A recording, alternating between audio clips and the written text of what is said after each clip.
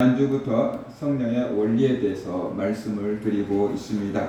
우리가 지난주에 배웠던 것들을 잠깐 우리가 또 복습을 하도록 하겠습니다. 성령의 원리가 무엇인가 그랬어요. 성령의 도움이 없이는 기독교인이 될 수가 없고, 성령의 도움이 없으면 기독교인답게 신앙생활을 할 수가 없다 그랬어요.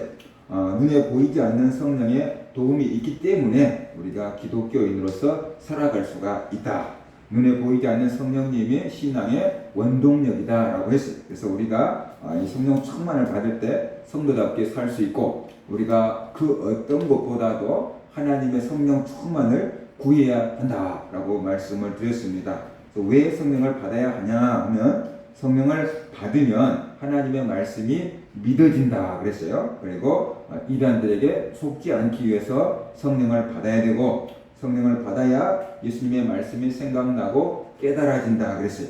그리고 성령 충만하면 예수님의 증인이 될 수 있어서 가는 곳마다 생명을 살릴 수 있기 때문에 이 성령 충만을 받아야 된다라고 말씀을 드렸습니다. 오늘도 지난주에 이어서 성령의 원리에 대해서 말씀을 드리려고 합니다. 어떤 사람들은 영적인 세계를 아예 인정하지 않는 사람들도 있고, 어떤 사람들은 또 영적인 세계 그러면 다 성령으로 착각을 해버리는 사람들도 있어요. 그래서 영의 세계에는 성령님만 계신 게 아니고 악령도 있다. 영적인 체험을 할 때 우리가 분별을 해야 된다라고 말씀을 드리고 싶습니다. 그래서 영이라고 다 믿으면 안 됩니다. 그것이 성령인지 악령인지 분별을 해야 합니다. 요한일서 4장 1절에 보면, 사랑하는 자들아 영을 다 믿지 말고 오직 영들이 하나님께 속하였나 분별하라. 많은 거짓 선지자가 세상에 나왔음이라 라고 말씀을 하고 있습니다. 영들이 하나님께 속하였나 분별하라. 성령인지 분별하라는 것입니다. 왜 영을 분별해야 할까요? 거짓 선지자가 많이 나왔기 때문이다 라고 말하고 있어요. 그런데 거짓 선지자가 나는 거짓 선지자라고 써붙여오고 다닌다 그러면은 굳이 분별할 필요가 없지요. 그런데 거짓 선지자가 진짜 행세를 하기 때문에 우리가 진짜인지 가짜인지를 분별해야 한다는 것입니다. 영을 분별하고 하라고 하면은 우리가 오해를 합니다. 하늘에 떠돌아다니는 영을 분별하라라고 오해를 하기도 하고, 이게 천사를 봐야 되고 귀신을 봐야 되는 걸로 오해를 하기도 합니다. 그런데 영을 분별하라는 말을 그렇게 하지 말고 그 사람이 하는 말을 분별하라는 거죠.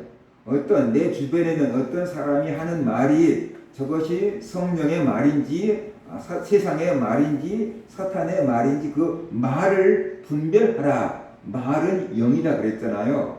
말이 영이에요. 그러니까 영을 분별하라는 것은 말을 분별하라는 거예요. 그 사람이 하는 말이 성령인지, 그 사람이 하는 말이 세상의 말인지, 그 사람이 하는 말이 사탄의 말인지 말을 분별하라라는 것으로 우리가 이해를 하면 된다는 것입니다. 왜 영을 분별해야 할까요? 성령은 우리가 받아들이고 악령은 거절해야 하기 때문에 영을 분별해야 돼요. 그런데 우리가 이걸 분별이 하지 않으면은 성령은 거절하고 악령은 받아들일 수 있어요. 예를 들어서 학생들에게 엄마가 이렇게 얘기하죠. 핸드폰 좀 그만하고 공부해라 그랬어요. 그건 지한테 도움이 되는 말일까요? 해가 되는 말일까요? 도움이 되는 말이에요. 근데 이게 안 받아들이죠. 친구가 야 게임하러 가자. 그러면 그게 도움이 되는 걸까요? 해가 되는 말일까요? 해가 되는 말이에요. 근데 이 말이 자기한테 어떻게 쏙 와닿고 재밌잖아요. 가자. 숙제는 나중에 해도 돼. 그리고 이제 따라가 버리는 거예요. 그렇게 평생을 살다가 보면은 나중에 후회하게 되는 거죠. 그죠? 그래서 사람들의 말을 분별하는, 내 친구의 말, 저 말이 나에게 유익한지. 근데 유익한데 영적으로 유익한 게 있고 육체적으로 유익한 게 있어요. 그리고 영적으로도 해가 되고 육체적으로도 해가 된 게 있어요. 이런 것들을 우리가 분별해서 나에게 좋은 것은 받아들이고 영적인 것은 거절해야만 된다는 것이에요. 그런데 우리가 그것을 분별하지 못하면은 나에게 해가 되는 것을 듣고 따른다라는 거죠. 그러면 당장에는 좋은 것 같은데 육체적으로는 좋아요. 근데 영적으로는 무너져 버리게 되는 거예요. 반대로 또 육체적으로는 좋아요. 근데 나중에 자기 인생이 무너져 버리게 되는 거예요. 그래서 우리가 영을 분별해야 돼. 저 친구가 나에게 영적으로 신앙적으로 도움을 주는 친구인지, 아니면 그냥 사람은 좋은데 자꾸 쏟아내는 말이 쌍적인 말만 쏟아내서 나를 영적으로 이렇게 시험 들게 하는 친구인지를 분별을 해서, 저 사람은 저런 말만 해, 그러니까 교제는 할 수 있지만 그 말은 받아들이지 않고 차단할 수 있어야만 된다라는 것이죠. 그럼 어떻게 분별합니까? 우리가 사상, 생각을 분별해야 돼요. 요한일서 4장 2절 3절 보면은 이로써 너희가 하나님의 영을 알지니 곧 예수 그리스도께서 육체로 오신 것을 시인하는 영마다 하나님께 속한 것이요 예수를 시인하지 아니하는 영마다 하나님께 속한 것이 아니니 이것이 곧 저 그리스도의 영이니라. 오리라 한 말을 너희가 들었거니와 지금 벌써 세상에 있느니라 그랬어요. 그러니까 그 사람의 신앙과 그 사람의 말, 사상을 분별하라. 예수님의 신성과 인성을 인정하느냐라는 거죠. 그래서 예수님의 신성, 예수님이 완전한 하나님입니다, 예수님이 완전한 사람입니다 라고 인정하면 그 사람의 신앙은 성령이다라는 거예요. 그런데 예수님의 신성은 인정하는데 인성을 인정하지 않아. 예수님은 하나님입니다, 그런데 예수님은 진짜 사람이 아닙니다, 그냥 사람처럼 나타났을 뿐입니다, 이렇게 얘기를 하면 어떻게 돼요? 그건 저 그리스도의 영이다 라고 말하고 있는 거죠. 왜냐 그러면 초대교회 때 예수님의 신성을 인정하면서 예수님의 인성을 인정하지 않는 이단들이 등장했기 때문에 이런 얘기를 하고 있는 겁니다. 반대로 예수님의 인성만 인정하고 신성을 인정하지 않아도 이건 문제가 생깁니다. 그렇기 때문에 예수님은 100% 하나님이고 100% 사람이다 라는 그런 인정을 할 때 그것이 성령을 받은 사람이다 라고 초대교회는 인정을 했다는 거죠. 그러니까 예수 그리스도를 하나님의 아들로 시인하느냐, 예수님을 구세주로 시인하느냐, 그렇게 인정을 해야 돼요. 예수님을 하나님으로 시인하느냐. 근데 그렇지 않고 예수님을 천사로 인정하면 어떻게 돼요? 그건 아닌 거죠. 예수님을 천사로 인정하는 데가 있잖아요. 예수님이 천사들 중에서 대장이었다 라고 하는 곳이 있잖아요. 그런 것은 이제 이단이라고 그러는 거죠. 그래서 이렇게 영을 분별하는 거다. 그 다음에는 열매를 보고 분별합니다. 마태복음 7장 15절과 18절 보면은 거짓 선지자들을 삼가하라. 양의 옷을 입고 너에게 나온 속에는 노략하는 일이라. 그들이 열매로 그들을 알지니 가시나무에서 포도를 또는 엉겅퀴에서 무화과를 따겠느냐. 이와 같이 좋은 나무마다 아름다운 열매를 맺고 못된 나무가 나쁜 열매를 맺나니 좋은 나무가 나쁜 열매를 맺을 수 없고 못된 나무가 아름다운 열매를 맺을 수 없느니라 그랬어요. 그러니까 능력을 행한다고 해서 다 하나님의 영으로 생각하면은 안 된다라는 것이에요. 사탄도 자기를 광명의 천사로 가장하고 사탄의 일꾼도 자기를 의의 일꾼으로 가장한다 그랬어요. 그렇기 때문에 그것이 진짜 성령이 하는 능력인지 악령이 하는 것인지를 우리가 구분해야 돼요. 그런데 그것이 한 번 봐가지고는 구분이 안 될 수도 있다. 그럼 어떻게 돼요? 지켜봐야 돼요. 언제까지? 열매를 맺을 때까지. 그래서 열매를 보면은 저게 엉겅퀴 나무인지 저것이 뭔 나무인지를 구분할 수 있다는 것이 우리가 뭐 유자나무, 탱자나무, 귤나무 이런 것도 있잖아요. 근데 나무를 보면 비슷하게 생겼어요. 여기 유자나무인지 탱자나무인지 귤나무인지 이게 같은 종이라서 이게 구분이 잘 안 돼요. 근데 열매가 맺혀 있는 것을 보면 어떻게 돼요? 금방 알 수 있어요. 이게 탱자인지 이게 유자인지 이게 귤인지 금방 알 수 있어요. 열매 보면 알잖아요. 그러니까 열매를 보면 알 수 있어요. 그 사람을 가만히 지켜보면은 열매를 맺어요. 성령을 받은 사람은 선한 열매를 맺고 악령을 받은 사람은 안 좋은 열매를 맺어요. 근데 악령 받은 사람이 가장 많이 맺는 열매가 뭐냐 그러면 교만이에요. 사탄이 교만해서 사탄된 거잖아요. 그래서 악령 받은 사람의 열매가 교만이에요. 근데 그 교만이 뭐냐? 겉으로는 겸손할 수 있어요. 근데 하나님을 자랑하지 않고 자기를 자랑해. 하나님께 영광을 돌려야 될 것을 자기가 가로채. 하나님 자리에 자기가 앉으려고 해. 이게 교만인 거예요. 사람들 앞에서 막 목에 힘주고 다니는 그런 교만이 아니고요. 하나님 앞에서 하나님을 드러내고 자랑하기보다는 내를 자랑하고 내가 하나님 자리에 앉으려고 하고 내가 뭐 더 특별한 뭔가가 있다라고 자랑하려고 할 때 이게 바로 사탄의 열매인 교만이다라는 거죠. 그래서 이런 것들을 딱 보면 아, 저것은 성령인 것 같았는데 아니구나 라는 것을 우리가 분별해야만 된다라는 거죠. 그러니까 처음에는 자기가 성령으로 시작한 것처럼 했는데 나중에 자기가 하나님이라고 하는 사람들 있잖아요. 재림 예수라고 하는 사람들 있잖아요. 자기가 성령이라고 하는 사람들 있잖아요. 그 자기를 하나님의 자리에다가 딱 올려놨잖아요. 그러니까 이 사람들은 열매가 어떻게 돼요? 아닌 거죠.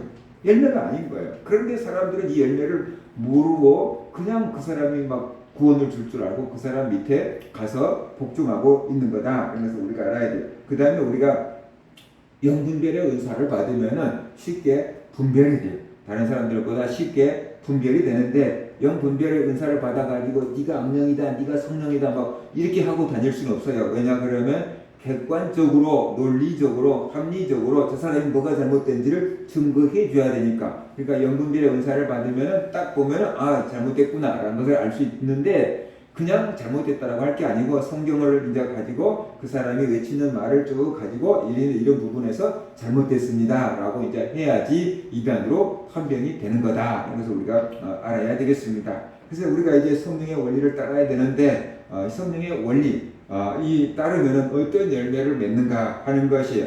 성령 받은 사람과 안 받은 사람은 달라요. 그러면 성령 받은 사람과 안 받은 사람을 어떻게 분별할 수 있을까? 이번에 기도원에 가서 목사님이 나에게 믿음이 있다 하는 사람 손 들어봐. 그러니까 몇 사람밖에 안 들어요. 한 70명 모여 있는데 근데 나는 믿음이 없다 하는 사람 손 들어봐. 그러니까 또 드는 사람도 별로 없어요. 그러니까 그러면 긴가민가 하는 사람 손 들어봐. 그러니까 대다수가 긴가민가 믿음이 있는지 없는지 헷갈린다. 그리고 손 들어. 그리고 담임 목사님 아들들이 쌍둥이가 있었는데 걔들도 긴가민가. 그러니까 이제 목사님이 니네들 믿음 없으면 집에 가서 죽는다. 이제 웃으면서 이제 이렇게 말씀을 하시는 거예요.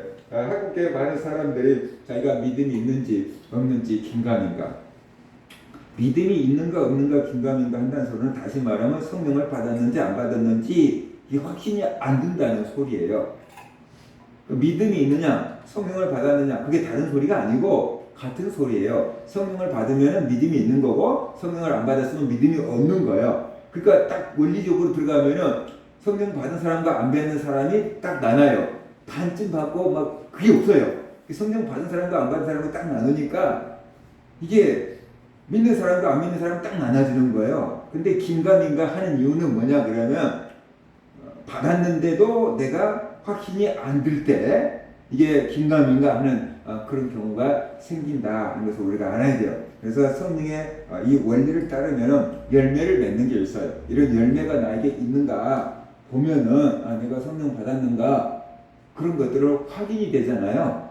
남들이 막 네 성령 받았다 안 받았다 그렇게 할 게 아니고 내 스스로 내가 성령을 받은 성도인지 안 받은 교인인지 구분을 할 수 있다는 것이에요. 첫 번째로요. 하나님을 아버지라고 불러요. 갈라디아서 4장 6절 보면은 너희가 아들이므로 하나님이 그 아들의 영을 우리 마음 가운데 보내사 아빠 아버지라고 부르게 하셨느니라 그랬어요. 그러니까 하나님이 성령을 우리에게 보내셔서 우리가 하나님을 아빠 아버지라고 부르는 거예요. 지나다니는 사람 아무나 보고 내가 아빠 그러면 미친 사람이에요. 근데 나를 낳아주신 아빠한테 가고 아빠 그러면 그건 제정신인 거예요. 그죠? 근데 성령 받지 않은 사람이 하나님 앞에 아빠 그러면 이건 미친 거예요. 왜냐하면 지가 왜 하나님을 아빠라고 하냐고 말이죠. 성령을 받아야 돼. 성령을 받아서 내가 영으로 하나님의 영으로 태어나야 돼. 그게 거듭남이라 그래. 하나님의 영으로 내가 태어나면 내 영이 하나님의 자녀인 거예요. 그러니까 내가 하나님을 아빠라고 부르는 거예요. 그래서 하나님을 아버지, 하나님 아빠라고 이렇게 불러도 자기가 어색하지 않으면은 이 사람은 성령을 받은 거예요. 나이든 세대는 하나님 아빠 근데 좀 어색하더라고. 신학교 가는데 하나님 아빠 그러면 되게 어색하더라고. 우리는 아버지 이렇게 되게 불렀는데 하나님 아버지 이렇게 부르면 괜찮은데 하나님 아빠 그러면 이상해. 근데 요즘 애들 같은 경우는 하나님 아빠 해도 괜찮아요. 왜냐 그러면 그게 아버지와 나의 굉장히 친밀감을 나타내주는 표현이에요. 원어상으로 봐도 아버지보다 아빠가 맞아요. 하나님과 나와 그렇게 친밀하다는 뜻이에요. 그러니까 애들이 아빠 같은 병을 쓰는 목사님이 아들이 큰아들이 24이고 작은 아들이 23이래. 근데 늦둥이를 낳았고 늦둥이가 지금 초등학교 3학년이래. 근데 아들이 하는 것은 이제 이렇게 연년생이니까 둘이 치고받고 싸우고 막 애들이 잘할 때 막 그러지 않았겠어요? 제가 신대원 다닐 때 사모님 혼자서 아들들 2명 키우면서 되게 힘들었대. 그러니까 집에 오면 이제 군기를 잡아놔야지 사모님이 덜 힘들 거 아니에요? 그래서 이제 이 아들들이 하는 것은 좀 이렇게 채찍을 가하면서 해체를 들면서 키웠는가 봐요. 그 목사님 하는 소리가 아들들이 하는 건 뭐든지 용서가 안 되는데 딸이 하는 건 뭐든지 용서가 된대. 교회 가면 초등학교 3학년 때 딸이 막 아빠 하고 막 매달리고 막 그러는데 뭐 해도 용서가 되고 잘못해도 아빠를 한번 애교 떨어버리면 다 용서가 된대. 그러니까 아들들이 자기한테 와가지고 아빠 그러면서 우리들은 아빠한테 맞고 살았는데 왜 쟤는 안 때리세요? 그런데 그만큼 아빠하고 친밀한 거예요. 그래서 하나님을 아빠라고 부르는데 왜 아빠라고 부르느냐? 하나님의 성령으로 태어났으니까 내 영이 하나님의 자녀잖아요. 그래서 하나님을 아빠라고 부른다는 거예요.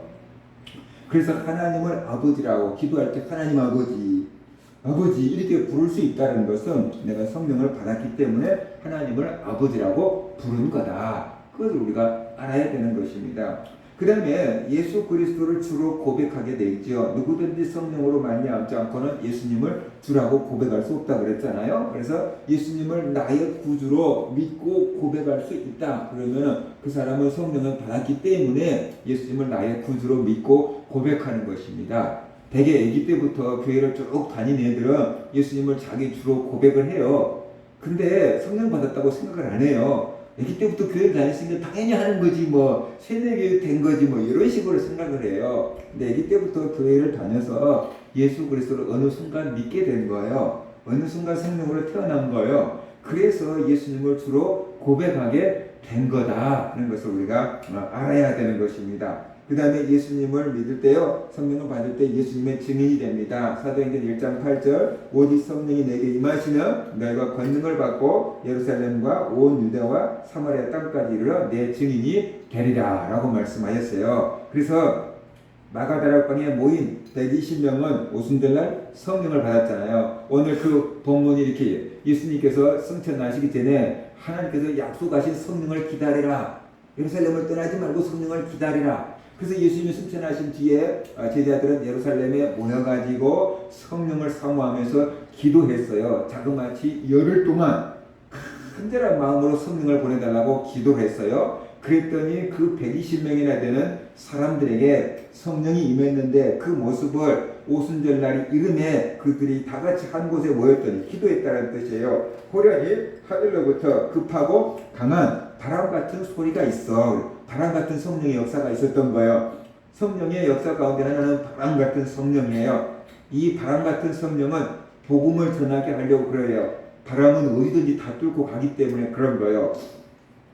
그들이 앉은 온 집에 가득하며 마치 불의 혀처럼 갈라지는 것이 그들에게 보여 각 사람 위에 하나씩 임하였더니, 그러니까 우리의 혀 같은 불덩이가 사람들 머리 위에 다 하나씩 이렇게 있었어요. 불성령을 받았다는 거죠. 불과 성령으로 세례를 베풀 것이라고 세례 요한이 예수님을 향해서 그렇게 말씀했잖아요. 그래서 현대 복음을 전해야 되면 혀가 필요한데, 그죠? 그 혀 같은 것이 또 불 같대요. 그것이 머리 위에 다 임하여 있어요. 그래서 다 그들이 성령 충만함을 받고 성령이 말하게 하심을 따라서 다른 언어들로 말하기를 시작하니라.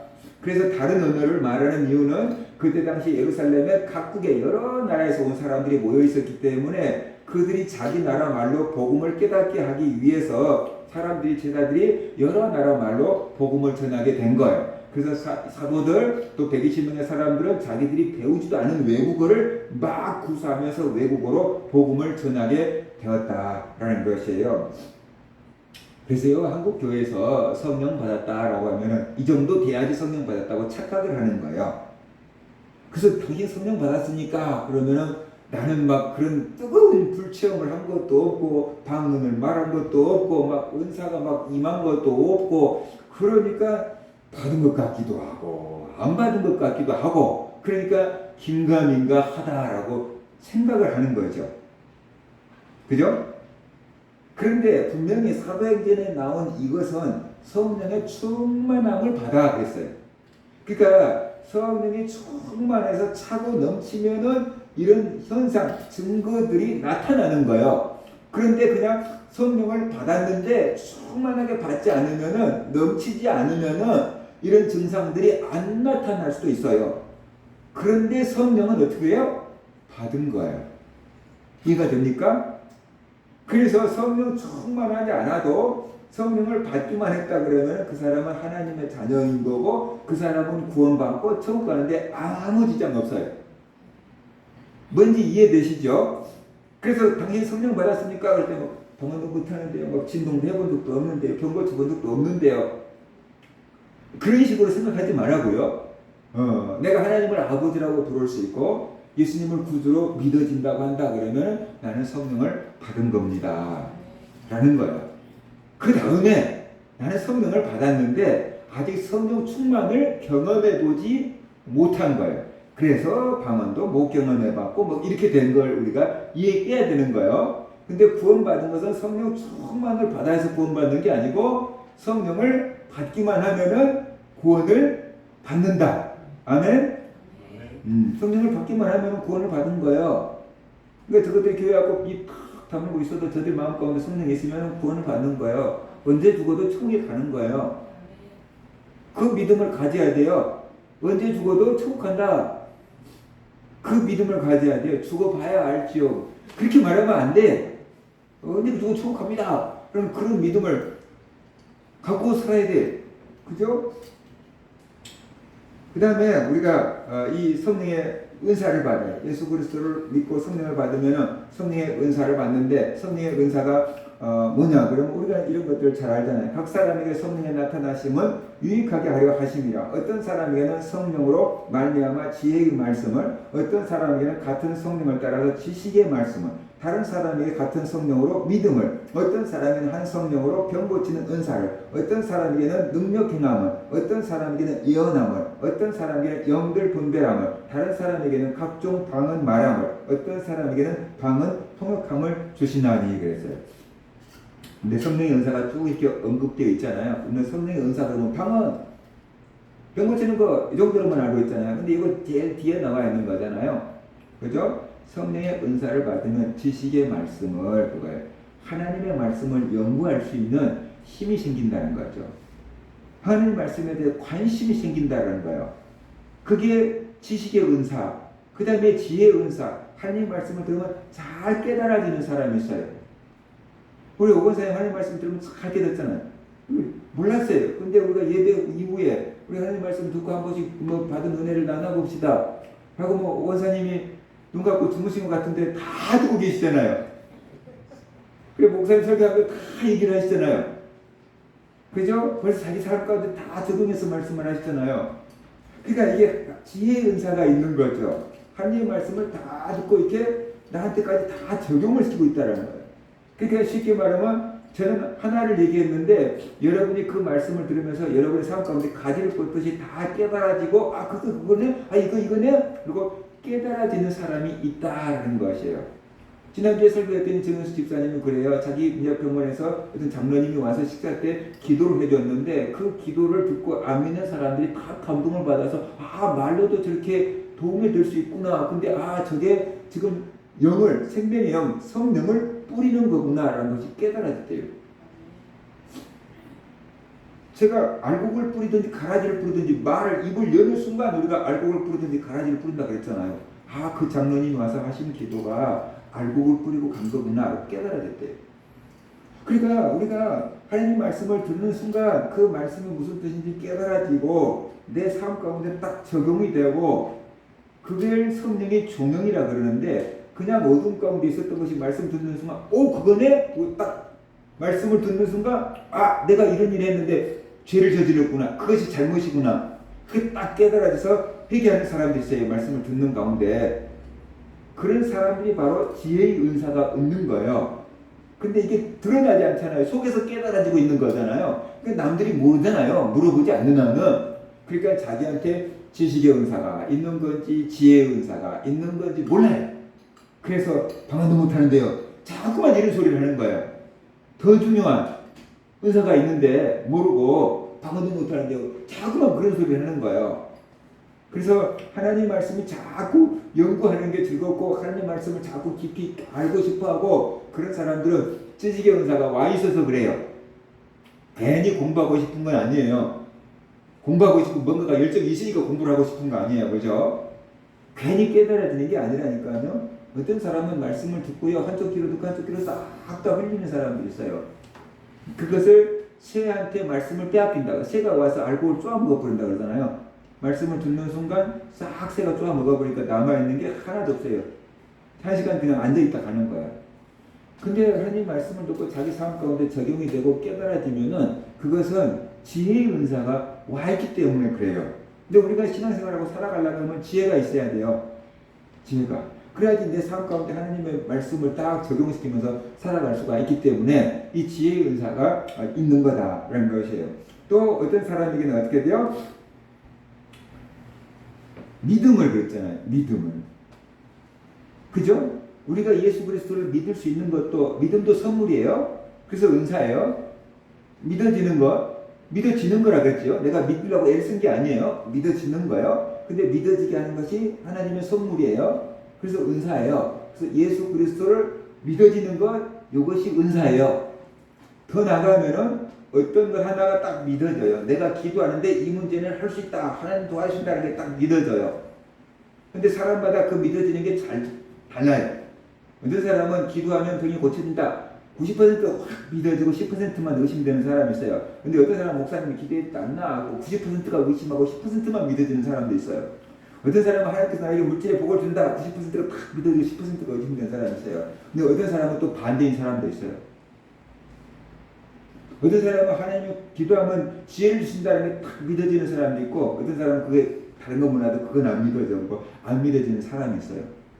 그러니까 잘 믿어지는 분야가 있고 잘 믿어지지 않는 분야가 있는 거예요. 이해가 됩니까? 믿음의 인사가 있다고 해서 다 믿어지는 게 아니에요. 잘 믿어지는 부분이 있고 잘 안 믿어지는 부분이 있어요. 그러면 어떤 부분은 잘 믿어지고 어떤 부분은 잘 안 믿어지느냐? 자기가 많이 경험해 본 부분은 잘 믿어져요. 좋은 경험을 많이 해보면 잘 믿어져요. 근데 안 되는 경험을 많이 해보면 어떻게 돼요? 안 믿어져요. 그래서 물질의 복을 받은 사람들은 그 물질 얘기하면 금방 딱 믿어져. 병이 많이 고쳐져 본 사람은 병 고치기 기도한다면 딱 믿어져. 공부 많이 하고 지식 은사가 온 사람들은 공부 하나님이 지혜를 줍니다. 막 믿으면 공부도 잘합니다. 그러면 막 믿어져. 근데 그게 안 되는 사람들은 말도 안 되는 소리 하지 마라. 학원을 가야지 공부를 잘하지. 이런 식으로 생각을 한다는 것이에요. 그래서 믿어지는데 예수 그리스도를 믿는 것은 다 믿어져야 돼요. 다 믿어져요. 그런데 어떤 한 분야에서 잘 믿어지는 게 있고 안 믿어지는 게 있다라는 것이에요. 그럼 나에게 잘 믿어지는 것은 뭔가, 나에게 잘 안 믿어지는 것은 뭔가, 왜 그런가? 보면은 결국 경험 차이예요. 내가 기도 응답을 많이 받아본 사람은 기도하면 응답 주지, 그 믿음이 커요. 근데 기도는 열심히 했는데 응답이 왔는지 안 왔는지 구분이 안 되는 사람들이 있어요.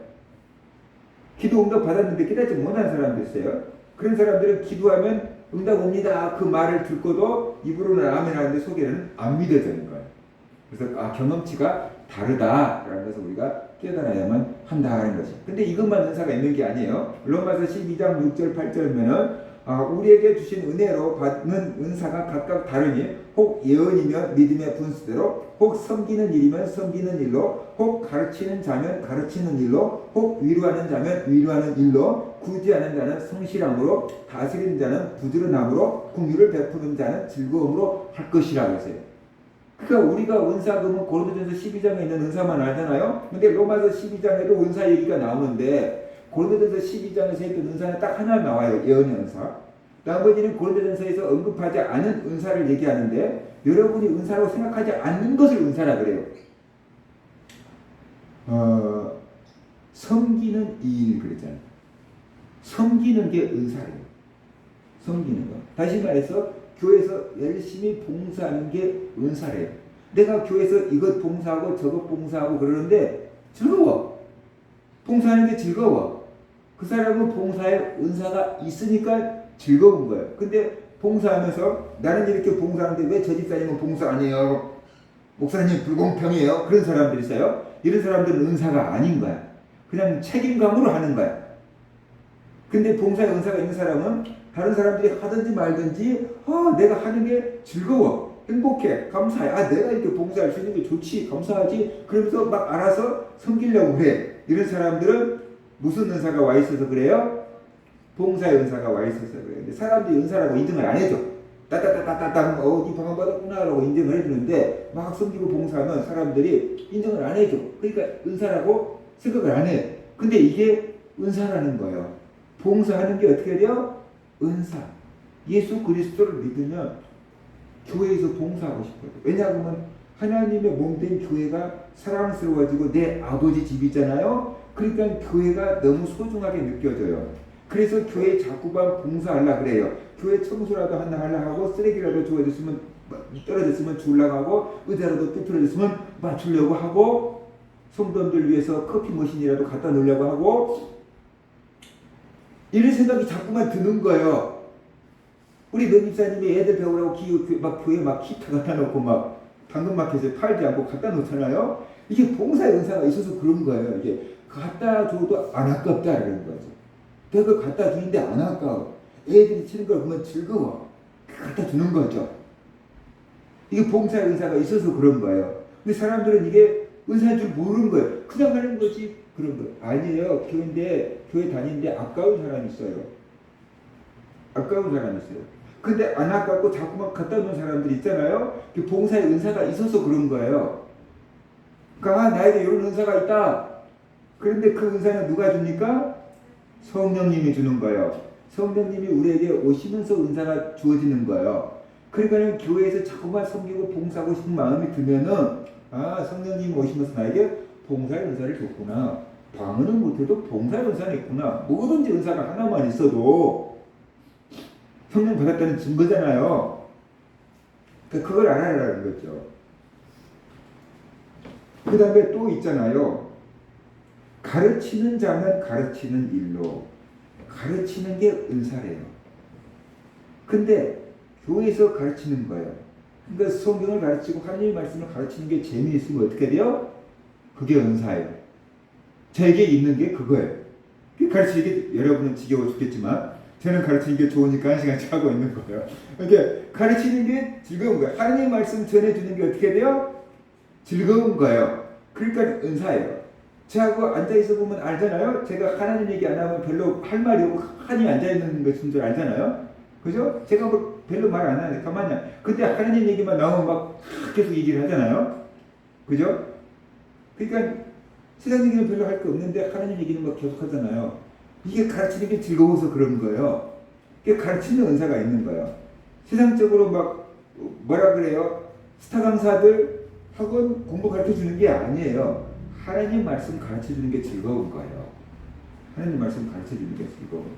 이게 가르쳐 주는 은사예요. 가르치는 은사 말이에요. 이것도 은사다. 내가 학생들에게 하나님 말씀을 가르쳐 주는데 내가 하나님 말씀 가르쳐 주는 게 재미있고 생각지도 않는 것들이 막 생각나서 가르쳐 준다. 그 사람들이 도움을 받는다 본다. 그러면 이거 가르치는 은사가 있기 때문에 그런 거예요. 이게 은사다. 그러면서 우리가 알아야 돼. 나는 열심히 가르치는 게 좋은데 다른 사람들은 전혀 이해를 못한다. 다른 사람들은 전혀 도움이 안 된다. 그러면 그건 다시 생각해 봐야 되는 거예요. 나만 좋으면 아니에요. 다른 사람들에게 도움이 돼야 돼요. 그게 이제 은사다라고 할 수가 있는 거다라는 것입니다. 그 다음에 하나가 위로하는 자는 위로하는 일로 해요. 위로하는 게 은사래요. 다른 사람들의 감정을 딱 이해하고 공감해주고 같이 기뻐해주고 같이 슬퍼해주는 것이 은사예요. 집사님 힘드시지요. 그리고 손 한 번 잡아줬는데 그 사람이 힘든 것이 많이 힘이 났다. 그러면 그게 은사예요. 집사님 힘드시지요. 기도해 줄게요. 그랬는데 그 말을 듣고 다른 사람이 용기를 얻었다. 그러면 내가 위로해 줄 수 있는 은사가 있는 거예요. 위로자인 거예요. 위로자. 예수님을 상처 입은 위로자라 그러잖아요. 그러니까 우리가 위로해 주는 것이 엄청나게 필요한 시대예요. 이 시대. 근데 막 뭔 큰 일을 해서 위로가 되는 게 아니에요. 말 한마디가 위로가 돼요. 이 설마 말 한마디가 위로가 될까? 근데 뒤집어 봅시다. 말 한마디에 상처를 받아요. 그쵸? 말 한마디에 상처받잖아요. 아무것도 아닌 말 한마디에 상처받잖아요. 그러면 뒤집어 놓고 보면은 말 한마디에 위로가 될 수가 있다는 거예요. 말 한마디에 위로가 될 수 있어요. 그래서 가족 간에도 말 한마디에 막 상처를 주고 받을 수 있고, 가족 간에도 말 한마디에 어떻게 돼요? 위로가 될 수 있어요. 오늘 반찬이 왜 이렇게 짜냐? 그럴 수 있어요. 그러면 음식을 해놓은 사람 입장에서 기분이 확, 다음부터 해주나 봐라. 네가 해서 먹어. 뭐 이런 마음이 막 이제 올라오는 거예요. 제가 언젠가 집에서 설거지를 해놨거든요. 집사람이 밖에 나갔다 오더니 행주를 어떤 걸로 썼냐 하는 거예요. 그래서 저걸로 썼다고 하더니 그것은 밥솥 닦는 행주라는 거예요. 그릇이 있는 행주가 아니라는 거예요. 그 다음부터 내가 설거지 안 해요. 시간이 있어도 안 해요. 또 야단 맞을까 봐서.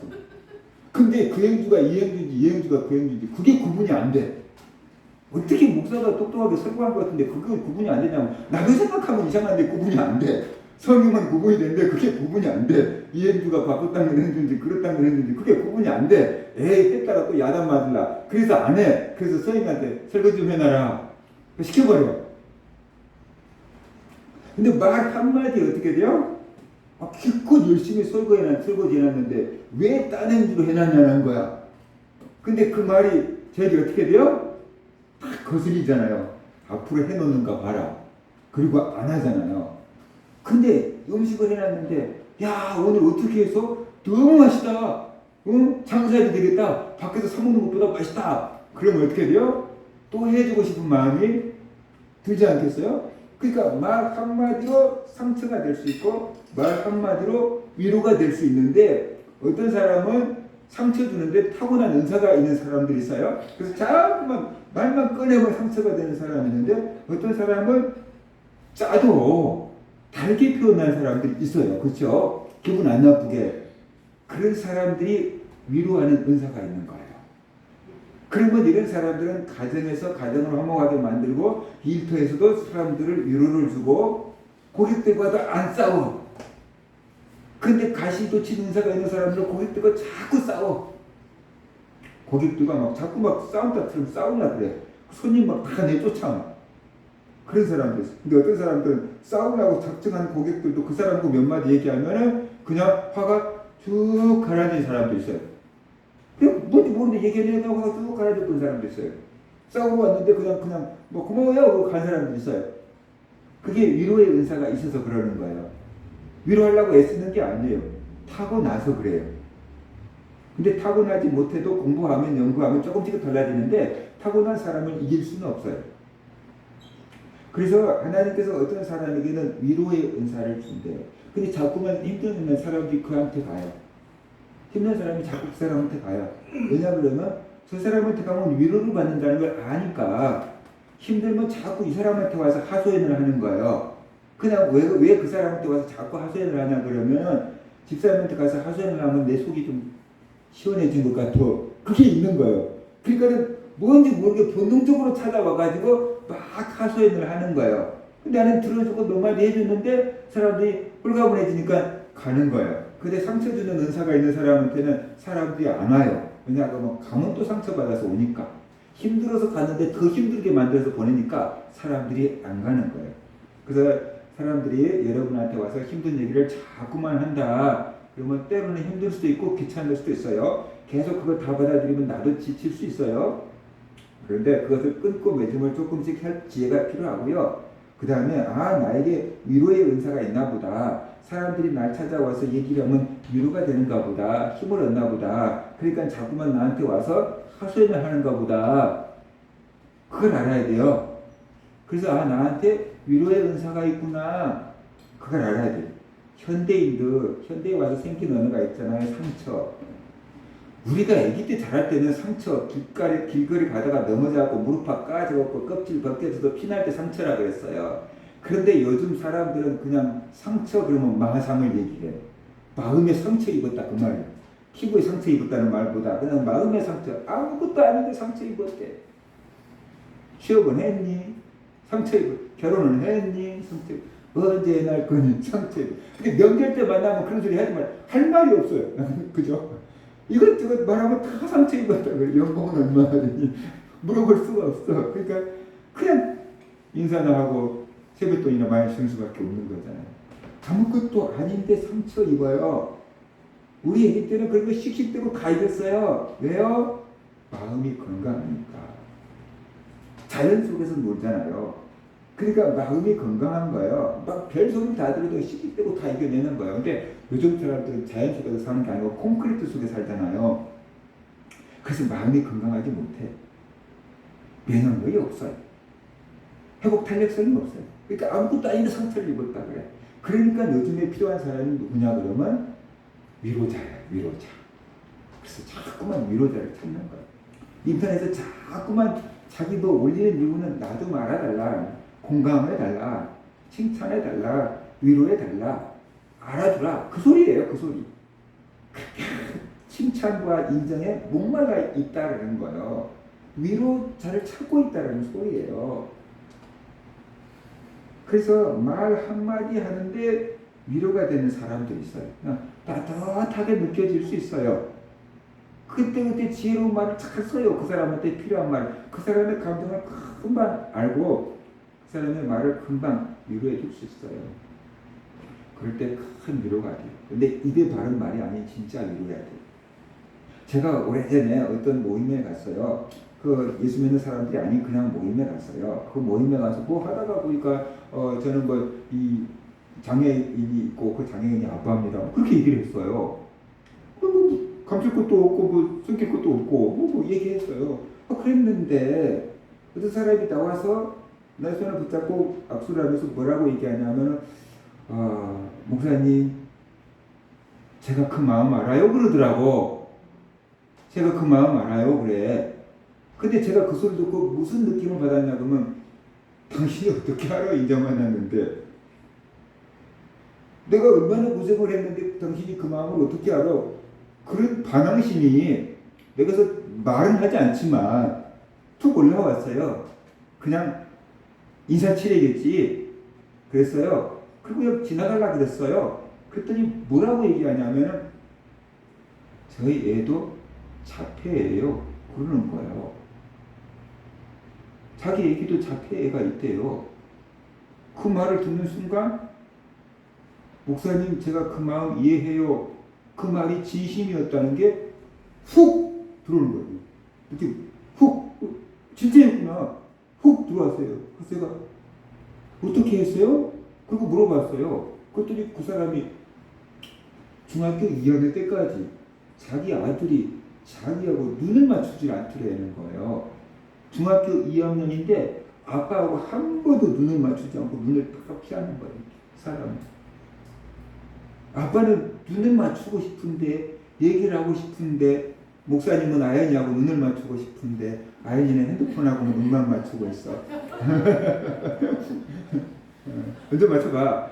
아빠가 아이하고 눈을 맞추고 싶은데 애가 눈을 안 맞추는 거예요. 그래서 제가 어떻게 했어요? 그랬더니 이 아빠가 이렇게 했어요. 아들이 책상 밑으로 들어가면 나도 책상 밑으로 들어갔어요. 아들이 침대 밑으로 들어가면 나도 침대 밑으로 기어 들어갔어요. 그랬더니 중학교 2학년 때부터 눈을 맞추기 시작했어요.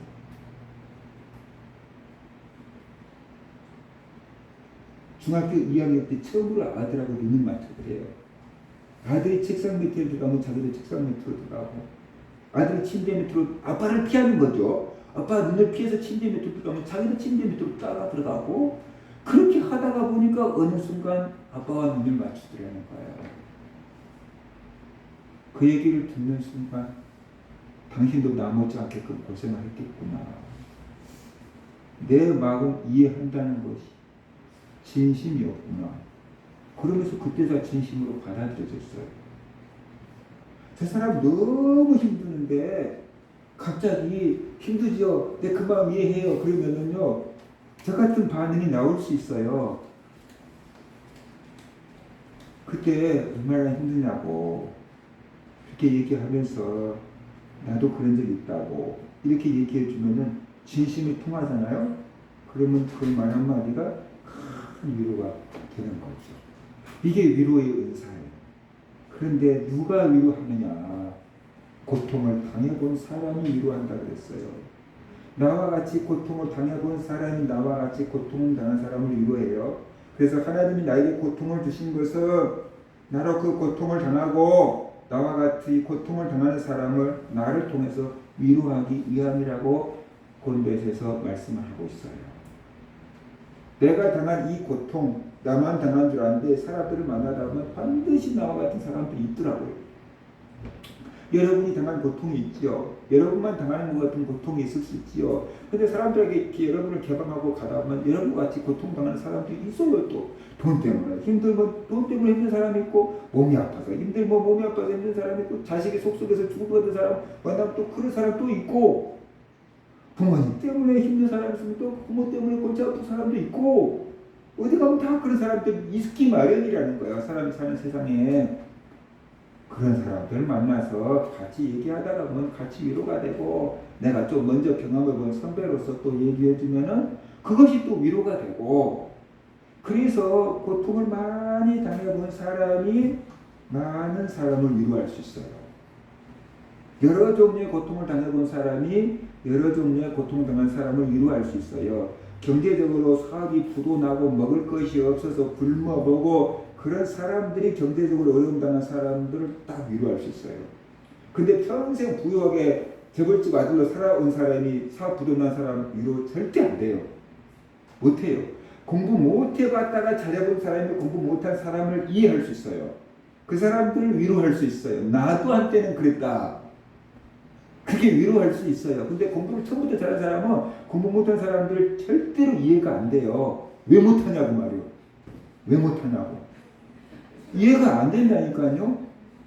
건강한 사람은 병든 사람을 절대 이해 못해요. 내가 몸이 감기가 걸리면 조근조근 아프다 그래. 몸살을 표현하는 내 방법이 조근조근, 온몸이 조근조근 아프다 그래. 그러면 우리 아내가 뭐라 하면 조근조근 아픈 게 뭔데요? 그런 표현이 이해가 안 돼. 사람마다 표현하는 방식이 조금 다르잖아요. 그렇죠? 이해가 안 된다. 공감을 할 수가 없는 거잖아요. 그렇게 아파보면, 언젠가 한번, 메르스인가 뭔가가, 뭐 걸렸지? 코로나 이전에 뭐 하나 걸렸어요. 와이프가. 근데 그때 뭐라고 표현하냐면은 조근조근 아프다고 얘기를 안 하고 죽을 끝까지 아파요 그러더라고.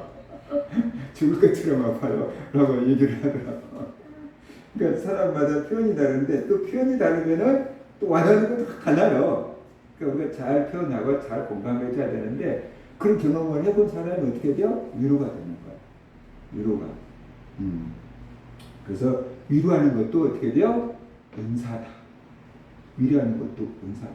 여러분이 지금 고통을 당한 것은 힘들 수 있지만 그 고통이 나중에 여러분과 같은 일을 당한 사람들을 위로하기 위함이다라고 성경은 얘기하고 있어요. 위로자로 만들고 계신 거예요. 그래서 주님이 많은 고난을 당해봤고 심지어 질고를 아는 자라고 했잖아요. 질병도 당해봤다는 거예요. 십자가에서 못 박혀서 죽는 고통도 당해봤다는 거예요. 그래서 우리의 연약함과 우리의 고통을 다 이해한다, 공감한다라고 히브리서에서 말씀을 하고 있어요. 그래서 우리를 위로하실 수 있는 거예요, 주님께서.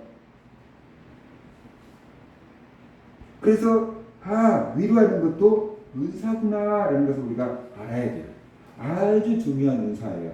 오늘날 어떤 의미에서 방언 못지않게 많은 사람들에게 유익을 줄 수 있는 게 은사가 위로하는 은사다. 가르치는 사람들은 이게 잘 안 돼. 가르치는 사람들은 자꾸만 지적질해. 이거 고쳐라, 저거 고쳐라. 가르치는 사람한테 있으면 좀 부담스러워. 가르치는 사람을 남편으로 두고 있거나 부인으로 두고 있는 사람들 하기 힘들어.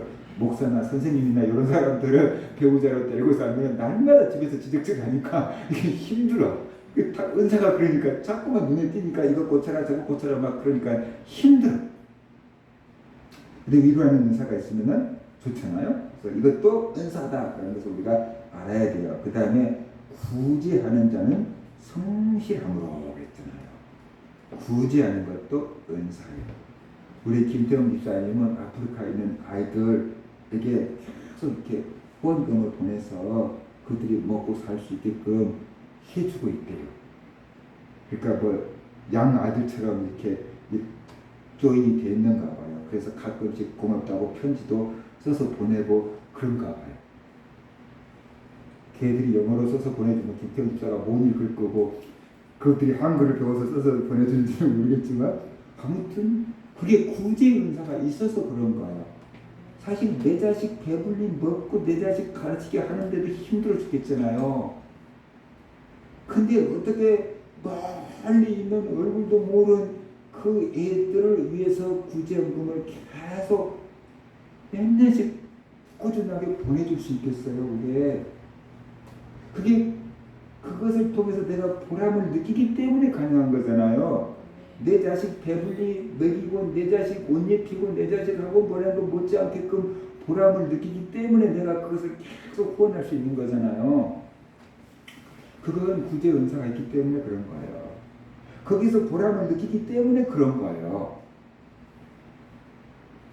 이게 성령님께서 우리 안에 오시면서 주신 은사 가운데 하나가 구제 은사다. 불쌍한 마음이 들기 때문에 그런 거예요. 그것들 우리는 막 먹을 게 많은데 제대로 먹을 게 없어서 저렇게 막 하루에 한 끼밖에 못 먹고 내 커피값 한 잔 보내면 쟤들이 하루를 살 수 있겠구나. 그런 마음이 드니까 보내주는 거예요. 근데 그런 마음이 든 사람은 많아요. 근데 실천하는 사람은 훨씬 적지요. 그죠? 한 번 보면서 불쌍하다. 내 커피 한 잔 아끼면 쟤들 도와줄 수 있는데 그런 마음이 든 사람이 있을 수 있어요. 근데 그걸 진짜로 행동으로 옮겨서 매달 꼬박꼬박 보내준 사람은 흔치 않다라는 거예요. 근데 그걸 하고 있다는 것은 은사가 있어서 그런 거예요. 구제 은사가 있어서 그런 거예요. 방금 말하는 것만 병고 치는 것만 은사가 아니라니까요. 똑같은 성령께서 각 사람에게 필요한 대로 다양한 은사를 주셨다니까요. 여러분에게는 여기 필요하구나, 너에게는 여기 필요하구나, 너에게는 여기 필요하구나 하고 다른 은사를 주셨다니까요. 그러니까 나에게 이게 있는 게 은사다라는 것을 깨달아야 돼요. 근데 우리는 지금까지 고린도전서에 있는 은사만 알았으니까 여기 은사가 아닌 줄 알고 있는 거예요. 그래서 성령 받았으니까 뭐 방언도 못하고 뭐 예언도 못하고 병도 못 고치는데 무슨 성령 받았는지 못 받았는지 모르겠어요. 긴가민가 해요. 이렇게 되는 거예요. 아하, 성령님께서 오셔서 나에게 이런 마음을 갖게 하는구나. 그걸 알아야 돼요. 그래서 이게 은사구나. 이걸 잘 써서 갑절로 남겨야 되는구나. 하나님 주신 은사는 잘 써서 갑절로 남겨야 돼요. 이게 은사가 소중한 거구나. 하나님께서 교회에 유익을 끼치라고 주시는 거구나. 라는 것을 알고 쓸 수 있어야만 된다라는 것이에요. 그 다음에 또 하나 은사가 있잖아요. 다스리는 자는 부지런함으로 그랬잖아요. 다스리는 자는 부지런함으로. 다스리는 것도 은사예요. 그래서 다스리라고 교회에서 직분을 주는 게 장로예요. 목사는 가르침과 행정 이 모든 것들을 하는 장로고 교회에서 그냥 이렇게 안수집사 다음에 받은 장로는 행정, 다스림 하는 장로예요. 다스리고 행정을 하라는 거예요. 그래서 장로들은 다스리고 행정을 할 수 있는 은사가 있어야 돼요. 교회 전체 쉽게 말하면 세상에서 말하면 경영을 할 수 있는 은사가 있어야 돼요.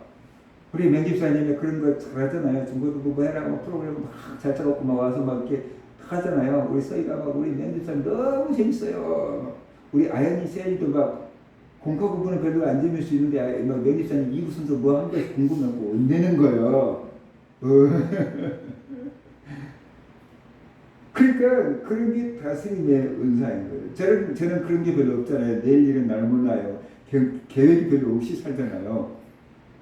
근데 그 다스림 은사가 항상 탁탁탁탁탁 이번 달에 뭐 하고 다음 달에 뭐 하고 막 내년에 뭐 하고 막 이게 세워서 어떻게 해야지 막 이렇게 그게 되는 거예요. 그런 사람들은 목사님을 도와서 교회를 잘 이끌어 나갈 수 있게끔 행정을 해야 돼요. 그게 다스림의 은사예요. 다스림의 은사 말이에요. 이것도 은사예요. 아무나 되는 게 아니에요. 그죠? 제가 어느 경영학 교수를 만나서 저는 가르치기 참 좋아하는데 경영 은사가 없어요. 그래서 교회를 이렇게 못 부흥시키고 있어요. 그랬더니 목사님 연세에 지금 뭐 경영을 배워봤자 시험 없고 그런 걸 잘한 사람들을 찾아서 쓰세요. 그렇게 얘기하더라고요. 목사님 나이에 지금 뭐 경영을 배워봤자 뭐 힘들 거고 경영 그런데 은사 있는 사람들을 찾아서 쓰세요. 그게 좋습니다. 라고 하는 거예요. 그런 사람들 저를 도와줘야 돼요. 그래야지 이게 은혜 날 수가 있는 것이기 때문에 말이에요. 그래서 성도들 은사가 다 다르잖아요. 다 가르치는 은사가 있으면 목사님 나가세요. 제가 할게요. 뭐 그럴 거예요. 내가 그렇게 더 잘 가르칠 것 같아요. 뭐 그러지 않겠어요. 근데 다 다양한 은사가 있으니까 그 다양한 은사가 각 분야에서 쓰임 받을 때 교회가 아름다운 열매를 맺을 수가 있다. 그 다음에 또 하나 얘기하고 있는 게 공유를 베푸는 자는 즐거움으로 할지니라. 그래서 구제한 사람과 비슷해요. 구제하는 사람하고 가난한 사람도 이렇게 구제하잖아요. 근데 공의를 이긴 사람은 경제적인 것뿐만 아니라 다른 모든 사람들로부터 불쌍한 마음이 든다는 거예요. 불쌍한 마음. 아픈 사람들은 보면 불쌍한 마음이 들 수 있고요. 그렇죠? 하나님 모르는 사람들 만나면 불쌍한 마음이 드니까 계속 전도하는, 저것도 지옥하면 안 되는데 불쌍한 마음이 드니까 계속 전도하는 거야. 근데 그게 은사가 없는 사람들 지옥하면 지네들 책임이지 나하고 뭔 상관이 있나 뭐 이런 마음이 들거든요. 근데 불쌍한 마음이 들면 아이고 제 영은 지옥하면 안 되는데 그러니까 거절 당해도 계속 복음을 전하는 거야. 이게 공연을 베푸는 은사가 있기 때문에 그런 거예요. 이게요. 환자들 보면 자꾸만 좀 고쳐줘야 돼, 기도해야 돼, 뭐 그런 사람도 있어요. 그렇게 하다가 보면 막 병고침 은사가 나타나는 거예요. 공연이 여기는 마음이 있기 때문에 그래요. 공부 못한 사람들은 저렇게 공부 잘하게 얘기할 때 막 불쌍한 마음이 이마 내가 가르쳐줄게 막 그냥 가르쳐줄게 막 그런 사람들이 있을 수 있어요. 교회에서. 그죠? 그런 사람들은 공유를 베푸는 은사가 있기 때문에 그런 거예요. 자꾸만 너를 도와주려고 그래. 뭐 도와줄 거 없을까? 그런 생각을 하는 사람도 있어요. 교회 와서 누가 성경책 못 찾으면 얼른 가서 막 성경책 갖다 주고 막 찾아주고 막 그런 사람들이 어떻게 돼요? 공유를 베푸는 은사가 있기 때문에 그런 거예요. 아, 이런 게 은사구나 라는 것을 우리가 알아야만 된다라는 것입니다. 그 다음에 에베소 4장 11절과 12절을 보면 어떤 사람은 사도로, 직분도 은사예요. 어떤 사람은 선지자로, 어떤 사람은 복음 전하는 자로, 어떤 사람은 목사와 교사로 삼으셨으니 이는 성도를 온전하게 하여 봉사 일을 하게 하며 그리스도의 몸을 세우려 함이라. 이런 것들이 은사예요. 그러니까 성령을 받으면 어떻게 돼요? 하나님을 아버지라고 부른다. 성령을 받으면 예수님을 구주라고 고백할 수 있다. 성령을 받으면 어떻게 돼요? 예수님을 전하는 사람이 된다. 성령을 받으면 은사가 나타난다. 은사는 이러한 것들이 있구나. 그동안에 고린도전서 12장에 있는 은사만 살펴봤는데 다른 은사들도 많네. 나에게는 그런 거 있네. 나에게도 은사가 있네. 내가 성령을 받았구나. 내가 하나님의 백성이 되었구나. 확신하면서 여러분의 은사를 가지고 더 기쁘게 하나님을 섬기는 그런 성도들 되시기를 주의 이름으로 축원합니다.